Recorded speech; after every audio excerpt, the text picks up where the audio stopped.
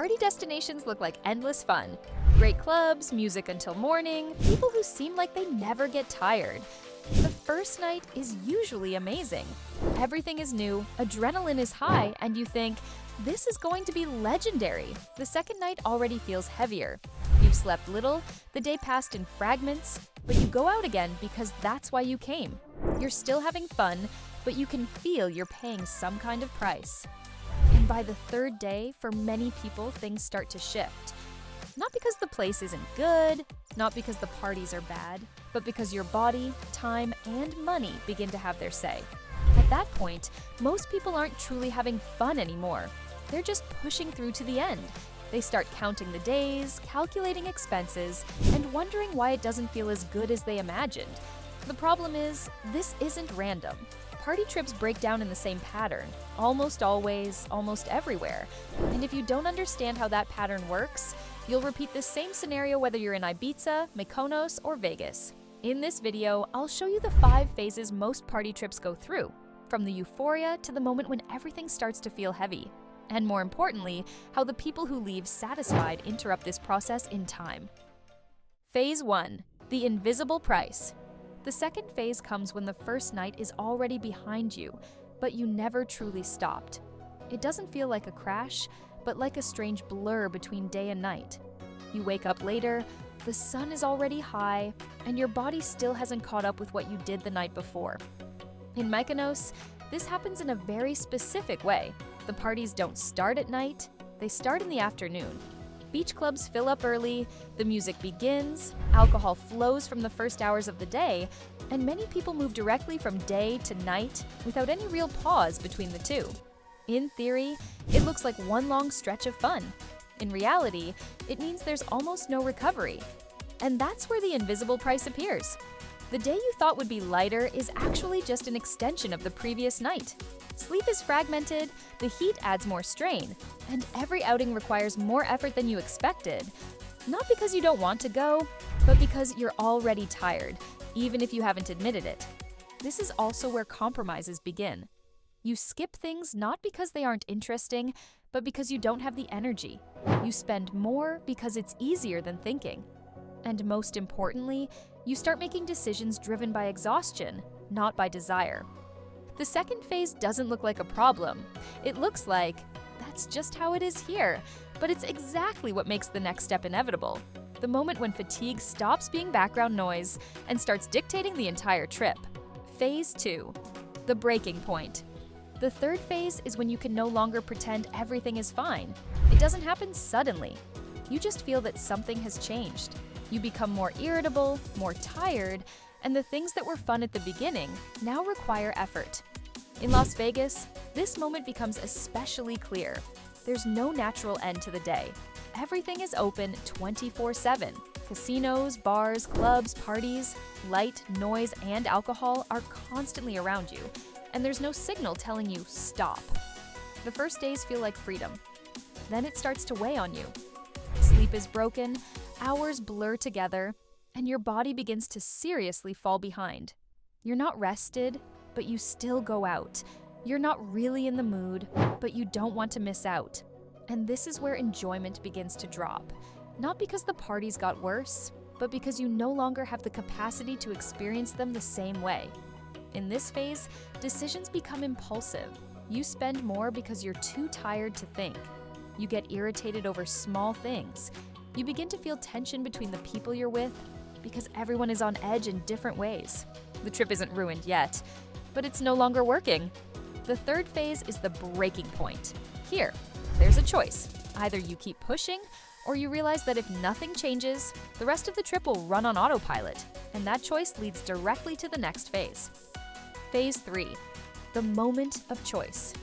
The fourth phase is the most important one, and almost no one recognizes it while they're in it. This is the moment when the trip can still go in 2 completely different directions. Not because the place has changed, but because you are no longer the same as you were at the beginning. In Ibiza, this often happens around the 3rd or 4th day. The parties continue, the events are the same, but the feeling is different. Some people tell themselves they'll push through to the end because that's what they came for. They continue at the same pace, with the same hours of sleep, the same amount of alcohol, as if nothing has accumulated. Others, however, do something that from the outside looks strange. They skip one night, they choose a lighter day, they give themselves time to recover without feeling guilty about missing something. Not because they're bored, but because they've realized that if they continue the same way, the enjoyment will disappear completely. This isn't about discipline or character, it's about timing. In this phase, you're not deciding whether to go out or not. You're deciding whether to keep pushing your body on autopilot or to switch modes to keep the experience alive. Most people don't recognize this moment, and when they miss it, the trip doesn't fail immediately. It just slowly empties of substance, and that leads directly to the next phase. Phase 4, Autopilot.